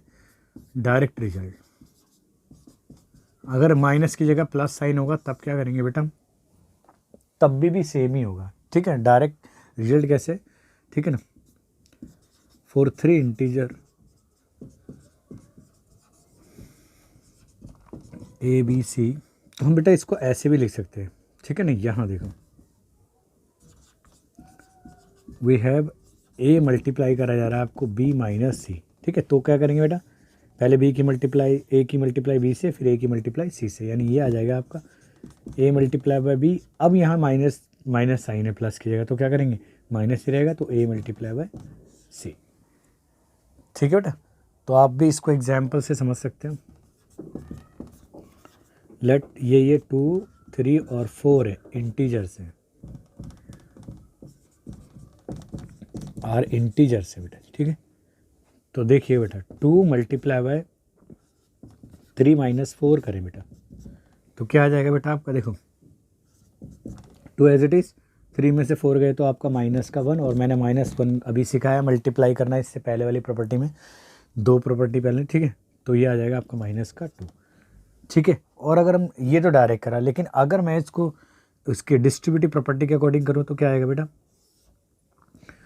2 × 3 - 2 × आपका आ जाएगा 4, तो आ जाएगा देखो 2 3 ज़ा 6 और 2 4 ज़ा आपका 8 आ गया। तो आप 6 में से 8 माइनस करेंगे तो -2। तो दोनों केसेस में आंसर क्या आ रहा है, सेम आ रहा है। ठीक है, तो इसे कहा जाता है बेटा distributivity of multiplication over addition. ठीक है ना, तो यानी हम क्या कर सकते हैं, प्रॉपर्टी को इस तरीके से मल्टीप्लाई कर सकते हैं। आगे मैं बताऊंगा इन प्रॉपर्टी का बेटा क्या रोल होता है क्विक कैलकुलेशन करने में। यानी अगर हम अरेंजमेंट करके या कॉमन निकाल के कैलकुलेशन करें, यानी मल्टीप्लिकेशन को ईजी बनाने के लिए हम इनका यूज़ करते हैं। आपको मैं क्वेश्चन में समझाता हूँ, आप पहले इसको नोट कीजिए कि कैसे इन्हीं प्रॉपर्टी का यूज़ करके हम मल्टीप्लिकेशन को बहुत सिंपल बना लेते हैं। ठीक है, कई बार अगर हम जैसे कई सारी प्रॉपर्टी यूज़ होती हैं, कॉम्यूटेटिव प्रॉपर्टी यूज़ होती है, एसोसिएटिव प्रॉपर्टी यूज़ होती है, और हमारा ये क्या कहते हैं डिस्ट्रीब्यूटिव प्रॉपर्टी भी यूज़ होती है। ठीक है, तो कैसे यूज़ होती है, या हम इन्हें कहूँ रीअरेंजमेंट करा जाता है, तो इतनी सरल बना देता है हमारी मल्टीप्लिकेशन को। आप क्वेश्चन से आपको समझेगा, आप इसको नोट करिए बेटा। ठीक है,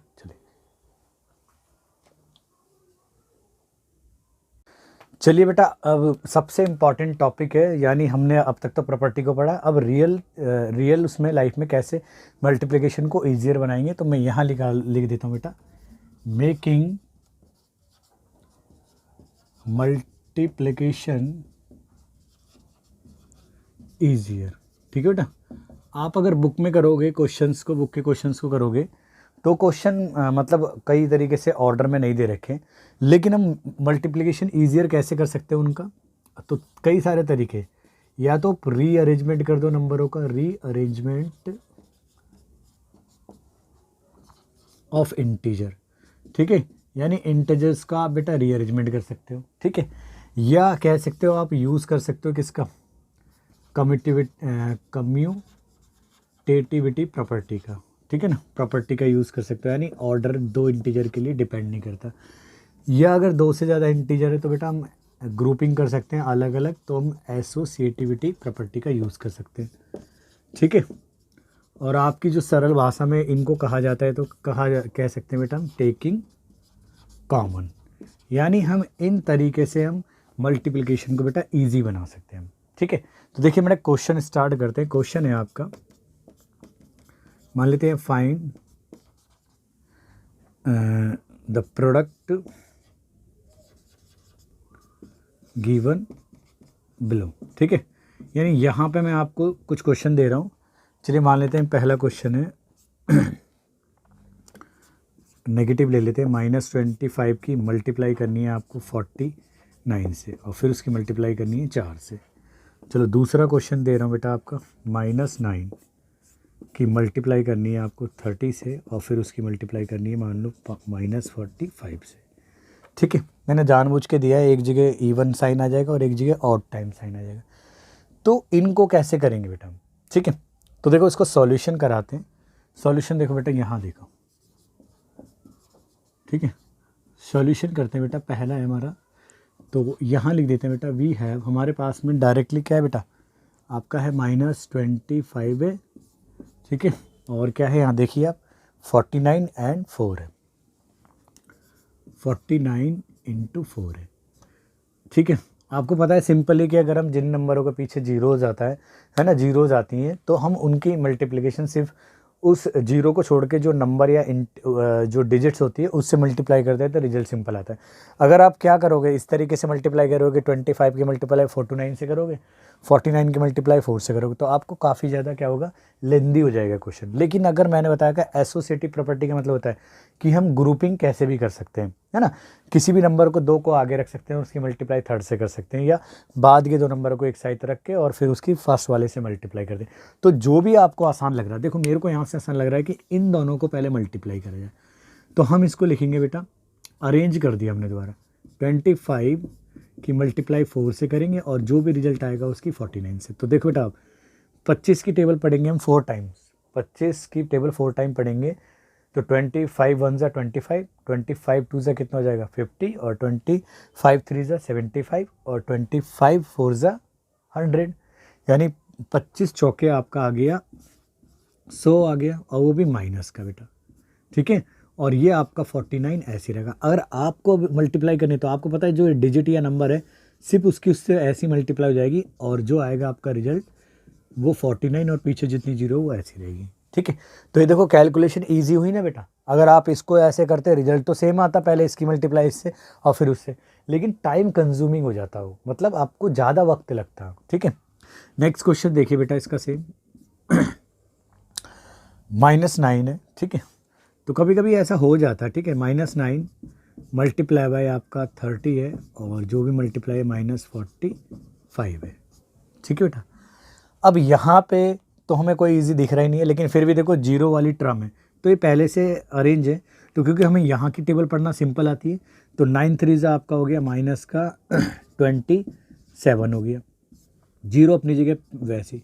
अब ये -45 से मल्टीप्लाई करनी है आपकी। ठीक है ना, तो आप यहाँ रफ में साइड में कैलकुलेट कर सकते हो इसे।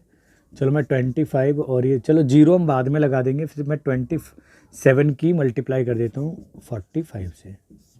तो आप देखेंगे बेटा 5 7 ज़ा यानी 5 7 35 का 5 आ गया, और 3 कैरी हो गया, 5 दूनी 10 और 3 आपका 13 हो गया। फिर एज इट इज़ 4 7 28 का आपका 8 आ गया, हासिल लगा 2, और 4 दूनी 8 और 2 आपका 10 आ गया। तो आप इसे लिख सकते हो बेटा 5 एज इट इज़, और 3 और 8 कितने हो गए बेटा आपका 11, और ये कितना हो गया बेटा 1 और 1 आपका 2, और ये फिर आपका 1 एज इट इज़, यानी ये आ गया आपका 12 15। लेकिन ये जो मल्टीप्लिकेशन में था ये भी ऐसे आएगा, और माइनस माइनस आपका क्या हो गया प्लस, यानी ये आ गया आपका, ये इतना रिजल्ट आ गया। ठीक है, तो इस तरीके से आप क्या कर सकते हो बेटा, कैलकुलेशन को रीअरेंज करके या कम्यूटेटिव लॉ का लगा के, या यहाँ पे जैसे हमने एसोसिएटिव प्रॉपर्टी का यूज़ करा आगे, है ना, तो हम किसी भी तरीके से क्या कर सकते हैं, मल्टीप्लाई कर सकते हैं, कोई इम्पैक्ट नहीं पड़ता उसके ऊपर। ठीक है, टेकिंग कॉमन का मतलब बता देता हूँ बेटा क्या होता है। टेकिंग कॉमन का मतलब क्या होता है बेटा, टेकिंग कॉमन, वैसे टेकिंग कॉमन का मतलब हम प्रॉपर्टी यूज़ कर रहे हैं, इन्हीं प्रॉपर्टियों का यूज़ ही कर रहे हैं। ठीक है ना, लेकिन फिर भी बता देता हूँ, मीन्स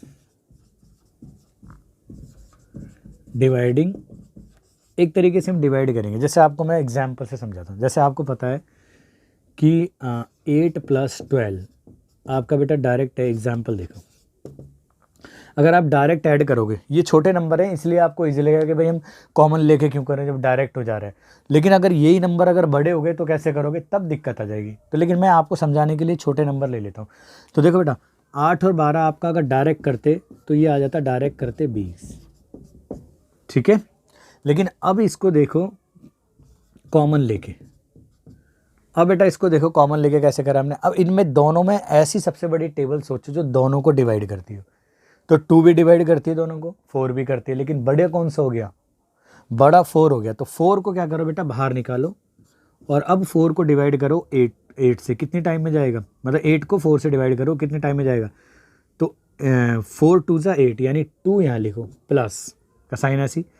अब 12 4 से कितनी बार में डिवाइड होगा, 3 टाइम्स में, तो ये आ जाएगा बेटा आपका 4 इंटू 2 और 3 आपका 5 और ये आ जाएगा आपका 4 5 ज़ा 20। तो ये हुआ हमारा टेकिंग कॉमन,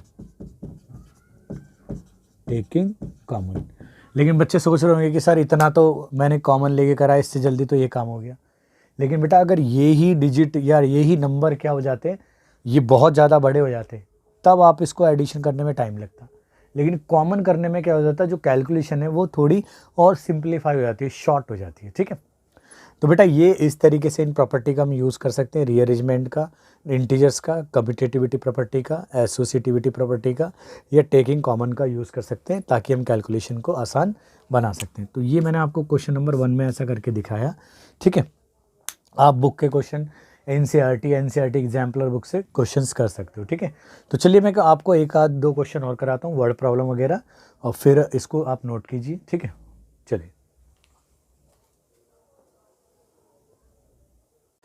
चलिए बेटा आपका नेक्स्ट क्वेश्चन है, find the product using suitable property. यानी हमें प्रॉपर्टी का यूज़ करना है और इनकी मल्टीप्लाई करके दिखाना है, यानी जो भी है इसको सॉल्व करना है। ठीक है, तो चलिए बेटा हम सॉल्व करते हैं इस क्वेश्चन को। ठीक है, एनसीईआरटी बुक से ये भी। ठीक है, तो जैसे पहला क्वेश्चन है बेटा 26 multiply by 48 plus minus 48 multiply by minus 36।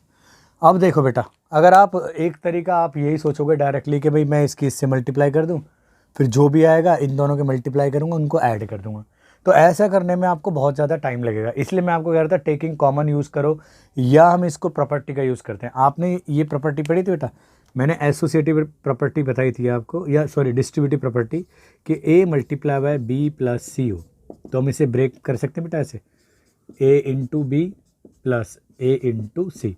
आप देखो ये इस तरीके से, ये यहाँ देखो ए दोनों में कॉमन आ रहा है, तो यहाँ ए का वर्क कर रहा है 48।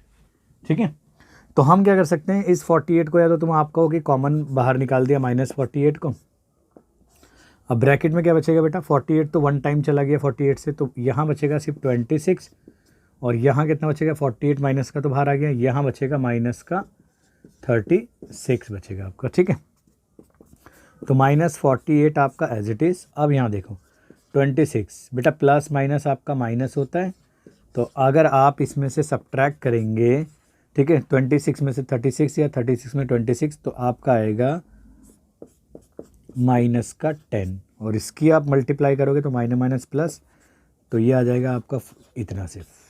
ठीक है, प्लस में तो अब आपको समझ में आया कि वो प्रॉपर्टी का इंपॉर्टेंस किस लिए था। ठीक है, सिमिलरली देखो बेटा क्वेश्चन नंबर 2 है। ठीक है, इसको थोड़ा इजी करके हम ब्रेक करके करते हैं क्वेश्चन को। ठीक है, प्रॉपर्टी तो यही यूज़ करते हैं हम इसके अंदर ही।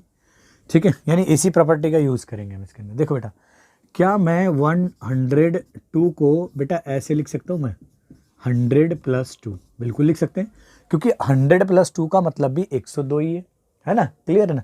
लेकिन इससे क्या हुआ बेटा, ये हम जीरो जहाँ पे होता है जिसके आसपास में, तो उससे मल्टीप्लाई करने हैं, बड़ा इजी हो जाता है। तो आप वही देखिएगा, प्रॉपर्टी ए मल्टीप्लाई बाय क्या होता है बेटा, बी प्लस सी, डिस्ट्रीब्यूटिव प्रॉपर्टी है ना।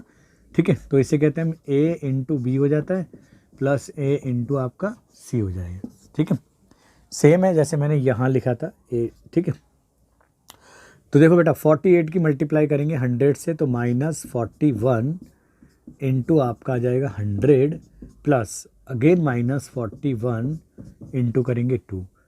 तो बेटा आप देखो इसके से मल्टीप्लाई करेंगे तो -41 आपका क्या आ जाएगा 100 आ जाएगा। ठीक है, और फिर क्या आ जाएगा बेटा, अब ये प्लस माइनस माइनस 41 की 2 टाइम्स करेंगे तो आ जाएगा 2 और ये 8, लेकिन दोनों माइनस माइनस सेव हो जाते हैं तो वो ऐड हो जाएंगे, तो साइड में जाके आप ऐड करोगे तो ये रिजल्ट आ जाएगा 41 और 82 आ जाएगा, वो भी माइनस का। ठीक है बेटा, तो इजी लगा आपको क्वेश्चन। ठीक है, तो आप बुक के क्वेश्चन काफ़ी सारे इस तरीके से कर सकते हो, उनका रीअरेंजमेंट करके, इंटीजर्स का, या प्रॉपर्टी अगर तुम्हें याद है तो प्रॉपर्टी का डायरेक्ट यूज़ करके, या हम प्रॉपर्टी को एज ए कॉमन लेके भी मान के भी कर सकते हैं, तो भी कर सकते हैं। ठीक है, वो प्रॉपर्टी ही होती है, क्लियर है। तो आप इस क्वेश्चन को नोट करो, और आप बहुत सारे क्वेश्चन हैं एनसीईआरटी की बुक में भी और एग्जाम्पलर में भी, आप इनके ऊपर बेस्ड क्वेश्चन को कर सकते हो इस तरीके से, ठीक है। मैं आपको वर्ड प्रॉब्लम करा देता हूँ, ठीक है। वर्ड प्रॉब्लम मतलब जो शब्दों में भी दी जाते हैं क्वेश्चन, फिर उनको हम कैसे यूज़ करेंगे, ठीक है। तो चलिए बेटा आप इसको नोट करो क्वेश्चन नंबर 2 को, फिर मैं आपको वर्ड प्रॉब्लम कराता हूँ, ठीक है। चलिए बेटा आपका थर्ड क्वेश्चन है, ठीक है। और ये बड़ा इंपॉर्टेंट क्वेश्चन है, कई बार एग्जाम में आ जाता है इस तरह के क्वेश्चन, ठीक है। कह रहा है कि in a class test containing 15 question, यानी टोटल एक क्लास टेस्ट के अंदर 15 क्वेश्चन है बेटा, ठीक है। 4 marks are given for every correct answer, यानी अगर उस क्लास के बच्चे करेक्ट आंसर करते हैं तो हर एक क्वेश्चन के लिए उसको 4 नंबर मिलेंगे। And -2 marks are given for every incorrect answer, यानी अगर वो इनकरेक्ट आंसर करते हैं तो उनको 2 मार्क्स काट लिए जाएंगे, या बोलो जाए आपको उनको -2 मार्क्स मिलेंगे, नेगेटिव मार्क्स मिलेंगे, ठीक है, इनकरेक्ट आंसर के लिए। तो Gurpreet attempt all question but only 9 of her answer are correct. Gurpreet एक लड़की है, और गुरप्रीत, ठीक है ना, गुरप्रीत या एक लड़की है जो क्या करती है कि 9 को मतलब क्वेश्चन तो सारे अटेम्प्ट करती है, जिनमें से 9 उसके करेक्ट आंसर है। तो बचे कितने टोटल 5 में से बेटा, 15 में से, तो 15 में से 9 जाएंगे 6, यानी 6 उसने इनकरेक्ट आंसर करें, तो उसका हमें टोटल स्कोर बताना है।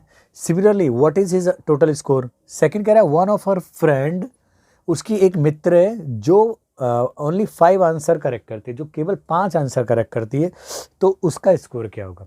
आपको क्वेश्चन समझ में आ गया। तो बेटा इस तरह के जो इन्हें वर्ड प्रॉब्लम कहा जाता है, क्योंकि क्वेश्चन पूरा वर्ड प्रॉब्लम में बना रखा है, ठीक है, शब्दों में बना रखा है। आप ऐसे क्वेश्चन आप बड़ी क्लासेस में भी पढ़ोगे, ठीक है। और जो नेगेटिव मार्किंग का जो कॉन्सेप्ट है ना, आपको जानकारी के लिए बता दूं, ये यूज़ होता है अधिकतर कॉम्पिटिटिव एग्जाम में, जहाँ पे आपको ऑब्जेक्टिव क्वेश्चन होते हैं आपके पास में, ठीक है।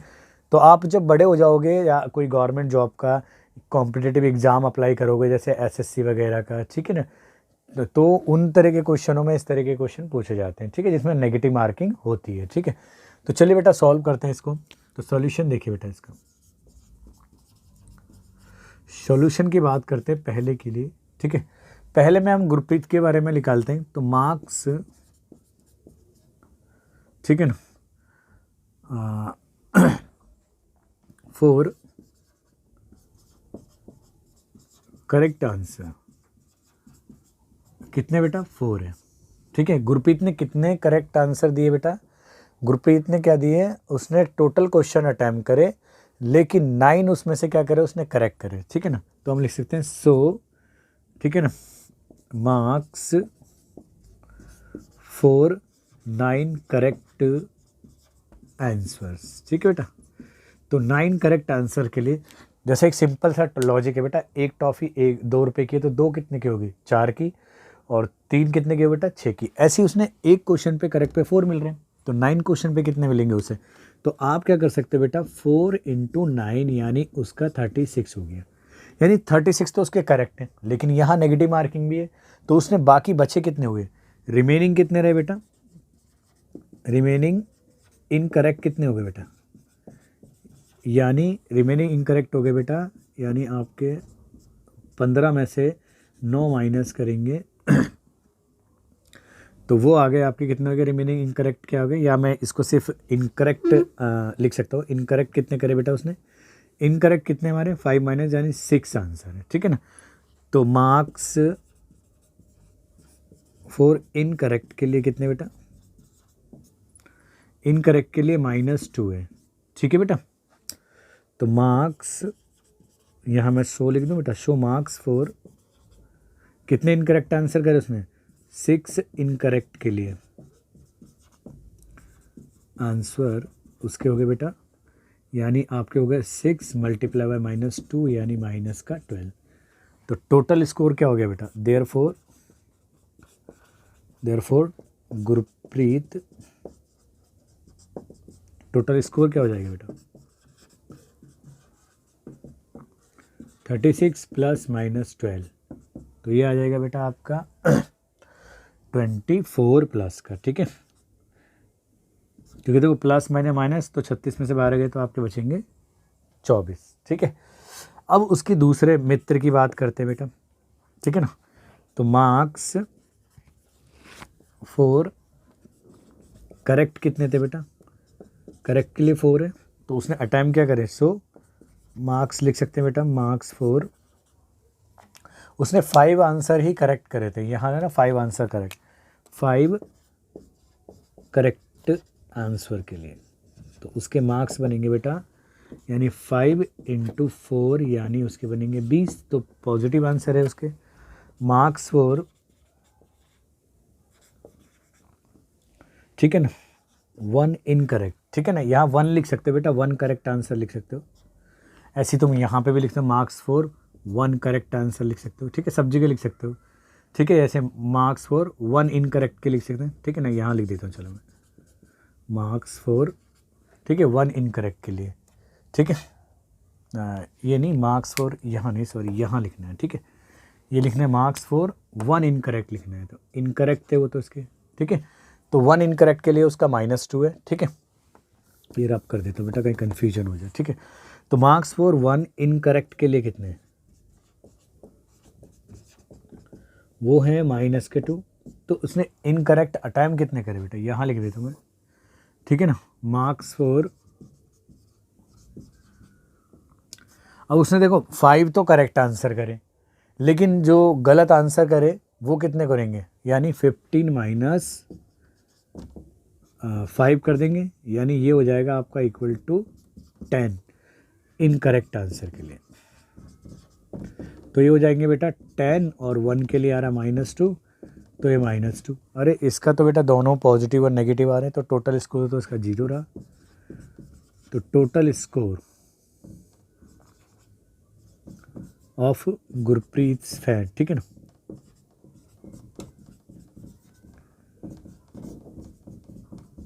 तो वो क्या रहा बेटा 20 पॉजिटिव और 20 नेगेटिव, तो प्लस माइनस आपको पता माइनस, तो उसका 0 स्कोर रहा, ठीक है बेटा। यानी गुरप्रीत का क्या रहा बेटा 24 स्कोर रहा, और जबकि उसका क्या रहा 0। तो देखो आप दोबारा देख लो, पहले मार्क्स 4 1 करेक्ट आंसर 4 है, ठीक है, लेकिन गुरप्रीत ने कितने आंसर करेक्ट करे 9, तो मार्क्स 4 9 करेक्ट आंसर के लिए हो जाएगा, 9 से मल्टीप्लाई कर देंगे 4 की 36 आ गया।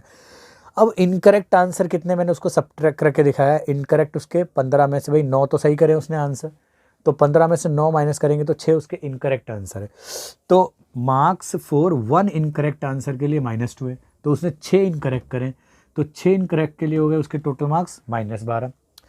तो देयरफॉर गुरप्रीत टोटल स्कोर क्या हो जाएगा, यानी इसको और इनको दोनों को ऐड करेंगे, भाई टोटल का मतलब एडिशन होता है ना, तो इस वाले मार्क्स को इन वाले मार्क्स को दोनों को ऐड करा, तो आप देखो प्लस माइनस आपका माइनस हो गया, ठीक है। तो ये क्या आ जाएगा बेटा 36 में से 12 जाएगा तो आपका 24 बचेगा, ठीक है। ऐसी मार्क्स 4 1 करेक्ट आंसर 4 ही रहा हमारा। सो मार्क्स 4 उसने कितने अटेंड करे, उसके फ्रेंड ने 5 करेक्ट, तो 5 करेक्ट के लिए 20 हो गया।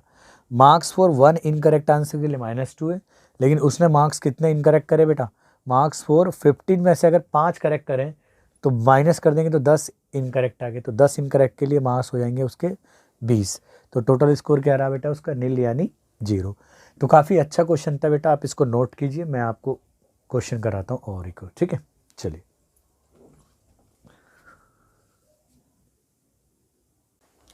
चलिए बेटा, आपका नेक्स्ट क्वेश्चन है क्वेश्चन नंबर आपका 5, ठीक है बेटा। ये कह रहा है बेटा सीमेंट कंपनी, एक सीमेंट कंपनी है, अर्न्स अ प्रॉफिट ऑफ ₹8 पर बैग ऑफ वाइट सीमेंट। यानी अगर वो कंपनी क्या करती है, सीमेंट की कंपनी वाइट सीमेंट को बेचती है, तो उसको एक बैग पे 8 रुपये की क्या होता है प्रॉफिट होती है, ठीक है। अ लॉस ऑफ ₹5 पर bag of grey cement sold.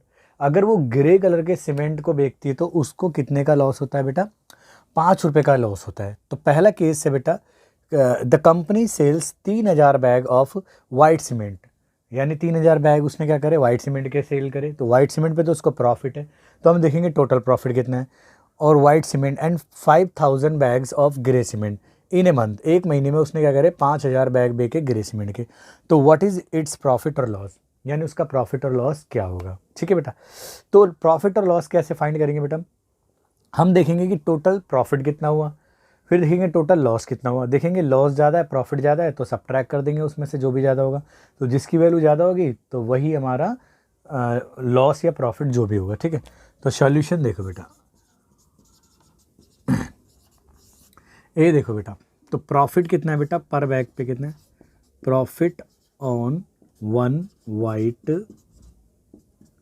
Bag, तो बेटा रुपीस कितना है 8 है। तो टोटल वाइट सीमेंट कितने बेचे पहले केस में, तो प्रॉफिट कितना आएगा बेटा 3000 बैग, प्रॉफिट ऑन 3000 बैग्स, ठीक है बेटा। तो ये आ जाएगा आपका, ये आ जाएगा रुपीस यानी 3000 मल्टीप्लाई बाई 8 यानी 8 थी आपका 24,000 आ जाएगा बेटा, ठीक है बेटा, चलेगा।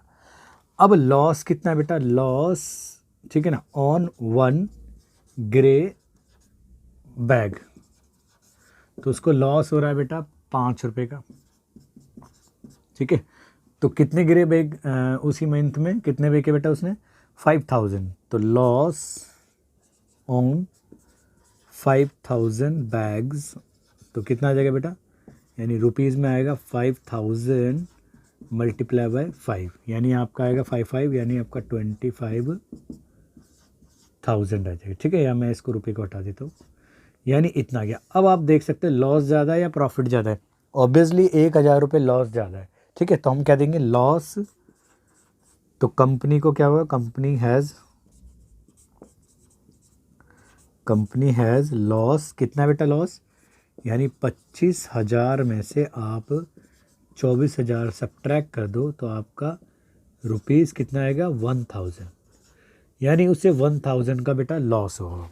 अच्छा दूसरे केस में बात करते हैं बेटा, बी केस में कह रहा है कि what is the number of white cement bags, यानी वाइट सीमेंट बैग की कितने नंबर हमें करने हैं, तो it must to sell to have a neither profit nor loss if the number of grey bags sold is यानी 6400 है।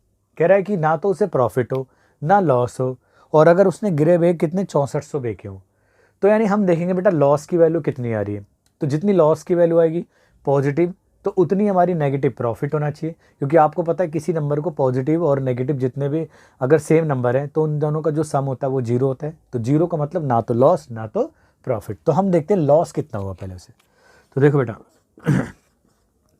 Loss on 1 grey bag, तो जो ग्रे बैग पे जो लॉस है 1 पे वो रुपीज़ कितना है बेटा आपका है 5 रुपीज़ है, ठीक है। तो लॉस ऑन 64 ग्रे बैग्स कितना होगा बेटा, तो इस पे लॉस हो जाएगा बेटा आपका 64 की मल्टीप्लाई कर देंगे आपकी 5 से, तो ये आ जाएगा आपका रुपीज़ में आ जाएगा ये सॉरी यहाँ लिख देते हैं थोड़ा, ये 0 तो आपकी ऐसे रही, 4 पंजे 20 की एक और 0 और फिर 2 लगेगा कैरी ओवर, 5 6 30 और 2 32, ठीक है बेटा। तो ये 32,000 रुपीज़ क्या हुए ये लॉस मेरे। तो हमें कितने नंबर ऑफ वाइट सीमेंट, चलो यहाँ लिख देता बेटा मैं, नंबर ऑफ वाइट सीमेंट कितने बेचने, नंबर ऑफ वाइट सीमेंट के लिए, वाइट सीमेंट बैग या वाइट बैग के लिए बात कर रहे थे बेटा, ठीक है। तो कितने बेचने चाहिए, तो देखो वाइट सीमेंट पे तो प्रॉफिट हो रहा है, तो प्रॉफिट ऑन 1 वाइट बैग, तो वो है बेटा आपका ₹8, ठीक है। अब आप एक बताओ कि 8 की मैं किससे मल्टीप्लाई करूं कि वो 32 बन जाए, 1000 बन जाए। अगर मैं 8 की 1000 से मल्टीप्लाई करूंगा तो 8000 रहा, 2 से मल्टीप्लाई करूंगा तो 16000 रहा, 3 से करूंगा तो 24000 रहा, लेकिन अगर मैं 4000 से मल्टीप्लाई करूंगा तो 32000 रहा। तो यानी क्या होगा बेटा, तो ये हो जाएगा बेटा हमारा तो यानी नंबर ऑफ क्या हो जाएंगे, नंबर ऑफ वाइट बैग्स कितने होंगे बेटा, वाइट बैग्स होंगे आपके कितने होंगे 4000। क्यों, क्योंकि देखो बेटा क्योंकि प्रॉफिट कितना हो रहा है, प्रॉफिट होगा 4000 इंटू 8, तो ये हो जाएगा बेटा 8 चौक आपका 32,000 रुपये आ जाएगा, ठीक है। तो आप देखो दोनों केस में 32,000 आएगा, यानी एक लॉस है तो ये माइनस का हुआ, यानी 32,000 में से 32,000 सब्ट्रैक्ट करेंगे तो 0, तो 4000 मैं यहाँ से रब कर देता हूँ, ठीक। 4000 white bags should be sold, ठीक है बेटा। तो दूसरे का आंसर क्या है, हमें 4000 वाइट्स बैग बेचने चाहिए ताकि हमें ना तो प्रॉफिट होगा ना तो लॉस होगा, ठीक है। तो काफ़ी अच्छा क्वेश्चन था, आई होप आपको समझ में आया होगा। तो बेटा ये तो थी इंटीजर की हमारी सेकंड क्लास। अब हम एक क्लास और लेंगे इसकी मल्टीप्लिकेशन की तो हो गई है।